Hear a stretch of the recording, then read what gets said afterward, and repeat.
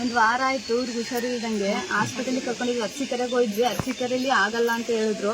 ಅಲ್ಲಿಂದ ಹಾಸನಿಗೆ ಇಂಡಿಯನ್ ಹಾಸ್ಪಿಟಲ್ಗೆ ಬರ್ಕೊಟ್ರು.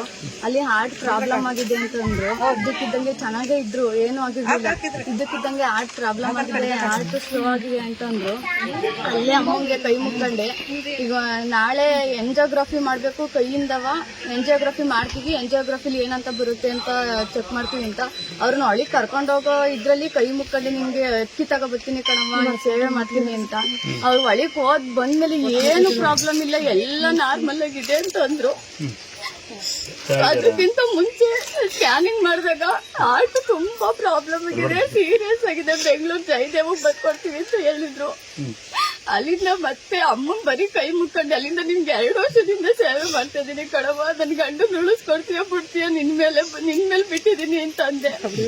ಆಮೇಲೆ ಡ್ರೈವಿಂಗ್ ಮಾಡಂಗಿಲ್ಲ ಅಂತಂದ್ರೆ ಈಗ ಅವರೇ ಕಾರ್ ಉಳಿಸ್ಕೊಂಡ್ ಬಂದಿದ್ದಾರೆ.